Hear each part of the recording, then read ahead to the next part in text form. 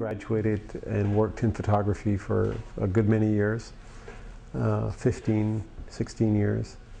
And then by accident one day I made a film, by accident I made a film in collaboration with a friend of mine who already had made films.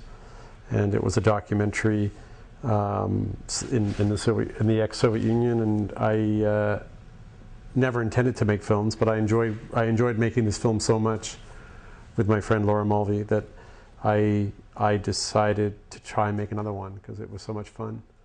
And then I made another one, and then another one, and then another one, and then suddenly I realized I was making films.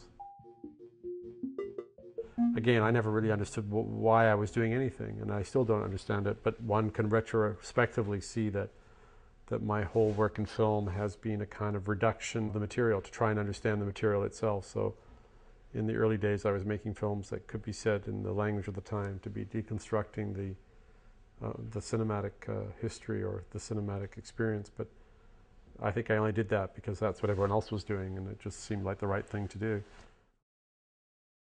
I think that film is primarily a visual medium, and it's a way, the original definition of film was moving images, so it has its origins in a kind of pictorial history that is, an image of the world. And the Lumiere brothers were primarily, when they first started their projections, were primarily concerned with showing audiences what it was like to see the world, and they sent their crews all over the world to depict just relatively ordinary things. And what was new was the fact that these ordinary things as depicted were actually moving rather than being still.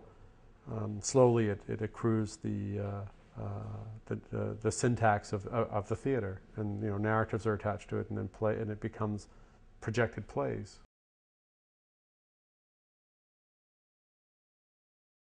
Interested in is this kind of originary or ontological visualness of film, the visuality of it. Some filmmakers, like the obvious examples, Godard, Antonioni, Bergman, you have this tension between the story and the picture, and you feel this all the time, in their work, that sometimes they're working on the picture, sometimes they're working on the story, sometimes they're trying to make them work together. But I mean, the cheap Hollywood movies are not interested in the picture; they're just interested in driving the story. It's like cheap novels, they're not interested in the words; they're just interested in getting the story through as quickly as possible.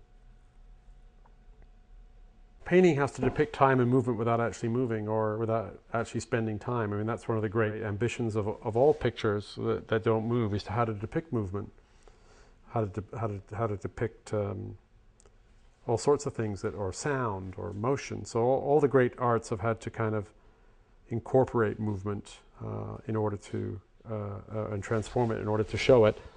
And the difference with film is that film actually introduces real movement.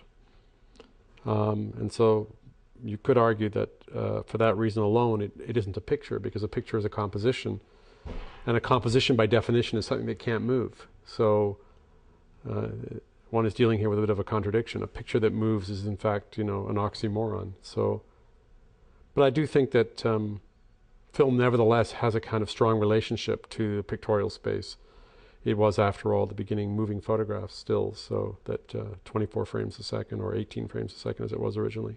In that way, the sort of dialectical relationship between movement and time in film is contradictory, but nevertheless interesting, and reveals something about the ambition of images to want to slow down or let's say for other images that can't move to depict movement themselves.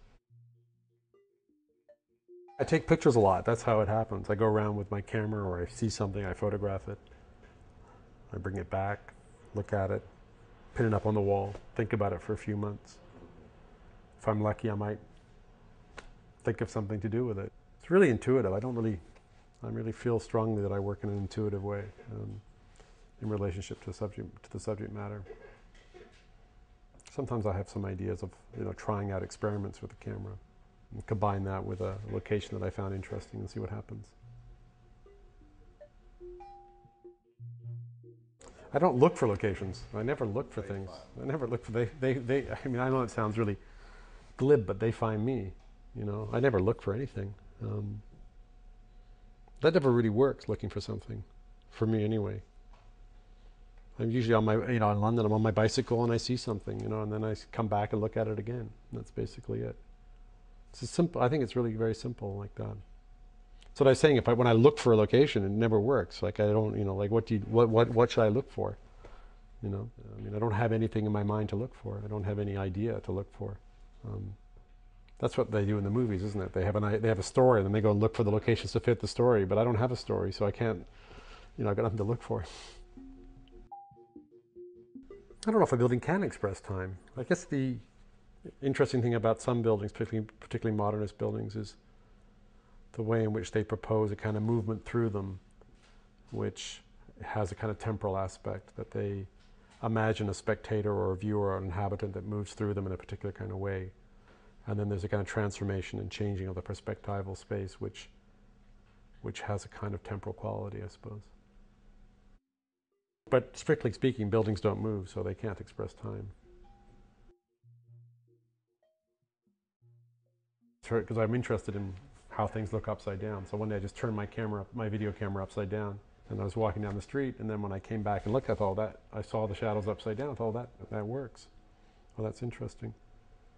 But that dovetailed with an idea I had that the shadow was something in the cinema that it was always, or traditionally, had been used to suggest sort of doppelgangers and German neo-expressionist ideas of the other, and that shadows were some kind of monstrous other life of humanity. And I always thought that be interesting to just do something with shadows, which was just about shadows, rather than having a symbolic or allegorical meaning. And it seemed to me that was the work I could do, that these were shadows that had no allegorical meaning whatsoever. They were just shadows that basically moved. So it kind of released them from their ideological history, if you like, in the cinema. Pictures and films are part of that. When I say that, help us to understand how we look at the world when we're not looking at those pictures. So they kind of draw us out from the let's say from the over-identification of the with emotional and ideological sentiments that might be affecting us when we're looking at things in the real world, and allow us to kind of have a step back and look at that phenomenon slightly detached from those ideological or sentimental over-determinations. So they're just ways to slow us down, to think about how things are without rushing.